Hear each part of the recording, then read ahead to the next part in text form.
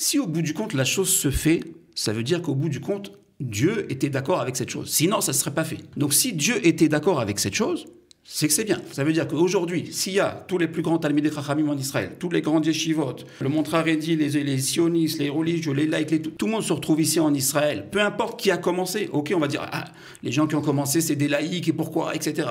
Mais si, au bout du compte, malgré que ce soit des laïcs qui ont fait ce pays, eh bien aujourd'hui, le monde de la Torah se trouve en Israël, c'est bien que c'est Dieu qui le voulait. Il s'appelle Daniel Roski, il est président de la synagogue Emouna à Jérusalem, dont le Rav est le rabbin Ben Ishai. Et puis, bien sûr, il est aussi dentiste, mais il est ici parce qu'il vient d'écrire un ouvrage qui s'appelle Aux portes de Jérusalem, un voyage vers sa terre, son peuple et soi-même. Donc, dans la semaine de la paracha Lech Lecha, ça me semble parfait. On est ravis de l'accueillir. Bonjour Daniel et bienvenue. Bonjour, merci Cathy.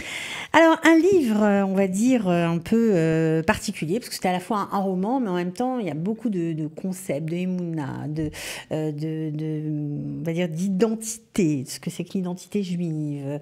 On parle bien sûr de la Aliyah. Il y a plein de choses qui sont mélangées. Et surtout, il y a une galerie de personnages très éclectiques, ce qui fait un peu notre société.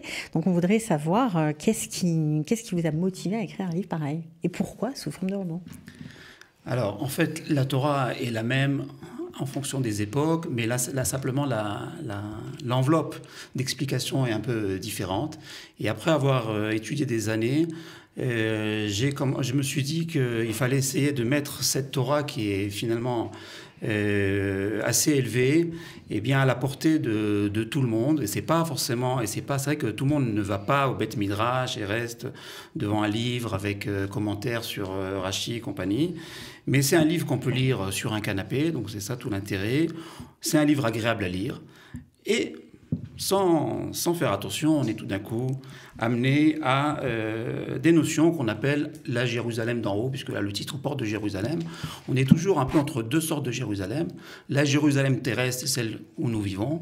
C'est celle avec des hôpitaux, une armée, des bureaux, une industrie. Et puis la Jérusalem d'en haut, c'est tous les idéaux que nous essayons de montrer à travers ce livre. Et on est souvent dans une porte, on est souvent à un endroit où on essaye de voir est-ce qu'on doit passer. Donc si on est trop loin, eh bien on est comme certaines sectes qui vivent et qui attendent le Mashiach et qui ne bougent pas.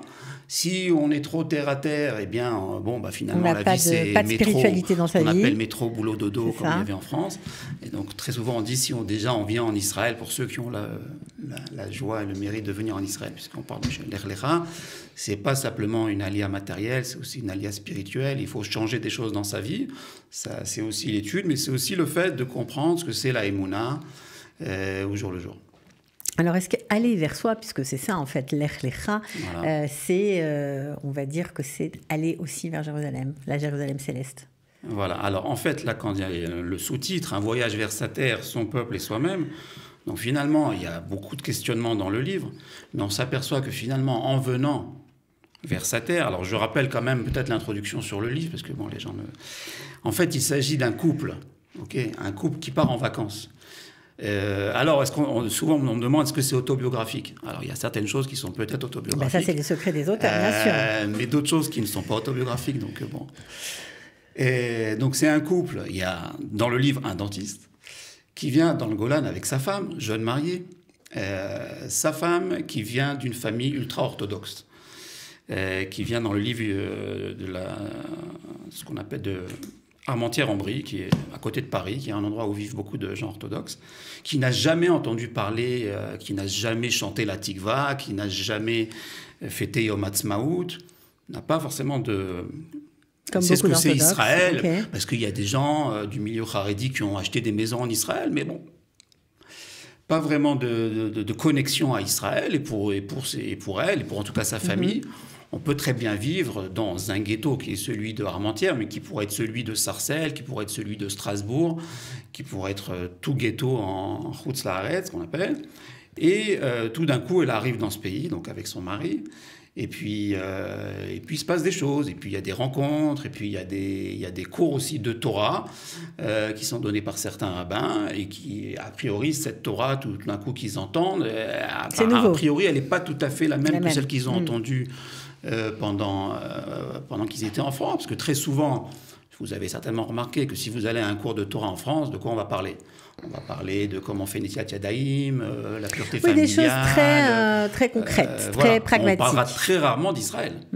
Donc là, c'est une introduction à voir Israël autrement, en gros, pour ce couple. Donc là, ce couple arrive, et puis il n'y a pas que des cours de Torah, il y a tout d'un coup la vision, par exemple, d'un paysage. Alors, si, par exemple, vous voyez, ils sont dans le Golan, donc ils vont forcément au lac de Tibériade, ils visitent Israël déjà, ils ne vont pas que Jérusalem, Netanya, Tel Aviv, les 3 endroits que connaissent les Français, ils font une visite dans tout Israël, et donc, grâce au livre, on apprend aussi plein de choses, on visite des endroits, c'est vrai. Par exemple, s'ils sont devant le lac de Tibériade, il y a une chanson, bon, je ne vais pas chanter, mais qui dit « Oh, Kinneret Sheli, oh, Kinneret Sheli ». Bon, alors, tout d'un coup, ils voient ça, et puis ils se disent « Bon, finalement, le lac de Tibériade, ce n'est pas forcément le lac le plus grand, le plus beau du monde.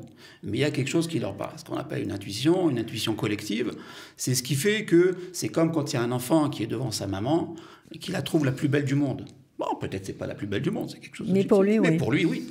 Eh bien, pour la Neshama du Juif qui arrive en Eretz Israël, et c'est pour ça qu'il faut venir en Eretz Israël pour le sentir. Parce qu'en dehors d'Eretz Israël, il y a ce qu'on appelle des clipotes. C'est quoi des clipotes ? Ce qu'on appelle des carapaces.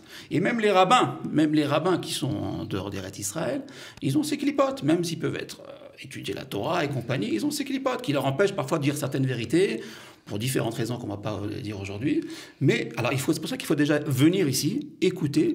Et aussi, je dis très souvent au livre, parce que, comme vous m'avez dit tout à l'heure, il y a tout un tas de références, avec des références du Tanakh, de différents commentateurs, etc. Donc, on apprend aussi beaucoup de choses. Parce qu'il faut dire aussi que vous enseignez la Torah, donc faites beaucoup de choses. Vous ne vous ennuyez pas, c'est sûr. Mais ce que je dis souvent, c'est qu'il faut déjà se fier à la réalité et pas qu'aux discussions rabbiniques. Par exemple, je donne un exemple. Quand il y a eu l'opération Yonatan avec le frère de Netanyahou, ils ont demandé au rabbin tout un tas de choses. Est-ce qu'on doit y aller, est-ce qu'on ne doit pas y aller? Ils ont commencé à discuter toute la nuit. Le lendemain matin, ils arrivent, bon, l'opération est finie, ok. Donc ça veut dire que les rabbins, pendant qu'ils étaient en train de discuter, bon, entre-temps, il s'est passé quelque chose. Maintenant, qu'est-ce qui s'est passé? Ça veut dire ça pour n'importe quel événement. Si au bout du compte, la chose se fait, ça veut dire qu'au bout du compte, Dieu était d'accord avec cette chose. Sinon, ça ne serait pas fait. Donc si Dieu était d'accord avec cette chose, c'est que c'est bien. Donc ça veut dire quoi? Ça veut dire qu'aujourd'hui, s'il y a tous les plus grands Talmidei Chachamim en Israël, tous les grands yeshivot, le monde Haredi, pas que le monde Haredi, les sionistes, les religieux, les laïcs, tout le monde se retrouve ici en Israël. Peu importe qui a commencé, ok, on va dire, les gens qui ont commencé, c'est des laïcs, et pourquoi, etc. Ok. Mais si, au bout du compte, malgré que ce soit des laïcs qui ont fait ce pays, eh bien, aujourd'hui, le monde de la Torah se trouve en Israël. C'est bien que c'est Dieu qui le voulait. Donc, il faut arrêter les discussions de dire il y a marqué dans tel passouk et peut-être, oui, etc. Alors, quand on parle de Lech Lecha au regard de... Parce qu'on va donner un petit éclairage par rapport à la paracha de cette semaine. Pourquoi le sous-titre qui colle avec la paracha, Lech Lecha, et là, le retour, un voyage, en tout cas, vers soi-même.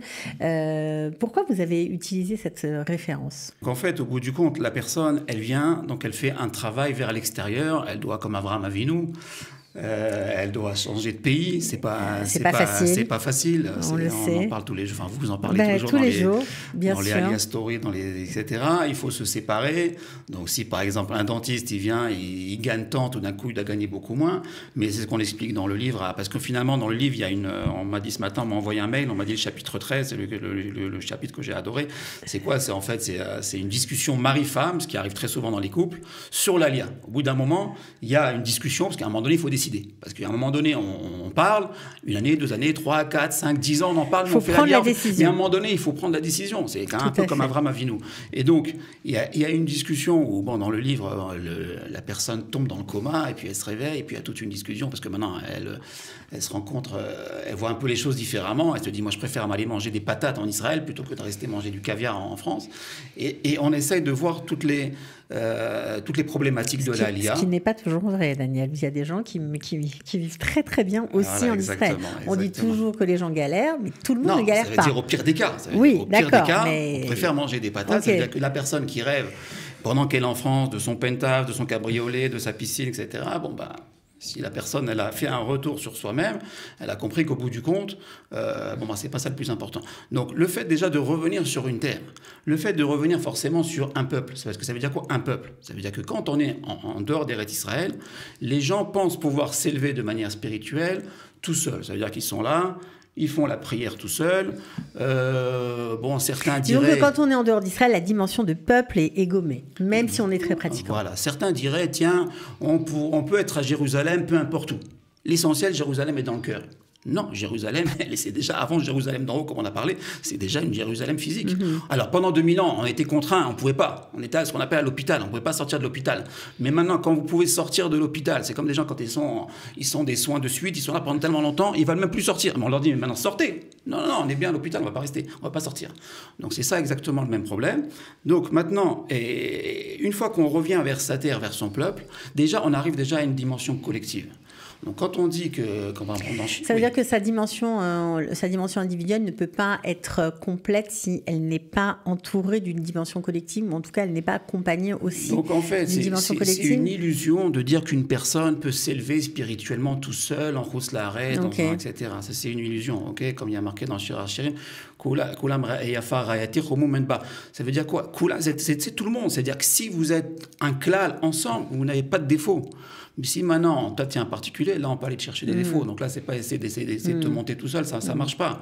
Ok, ça a marché, peut-être pas, on ne sait pas que ça a marché. Pendant 2000 ans, on n'avait pas le choix. Mais aujourd'hui, on a le choix. Donc bon, il faut faire son choix, l'Echlecha. Ok, bon, alors en tout cas, c'est un roman très sympa, vraiment.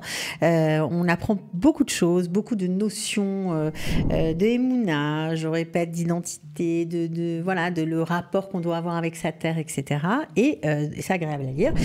Donc, si vous avez envie de le lire, de l'acheter, vous pouvez le faire si vous êtes en Israël sur le site Mossad. Voilà, vous pouvez commander Mossad Bialik, vous pouvez commander ce livre, aussi dans les librairies francophones, évidemment en Israël, et puis pour la France, sur le site Lishma ou sur Amazon et bien sûr dans les librairies françaises. Bon, en tout cas, nous on était ravis de vous accueillir. On vous souhaite plein de bonnes choses. Continuez à donner des cours et à faire rayonner Emouna pour les habitants de Jérusalem. Merci beaucoup d'avoir été avec nous. Merci Cathy. Et à très bientôt. À bientôt.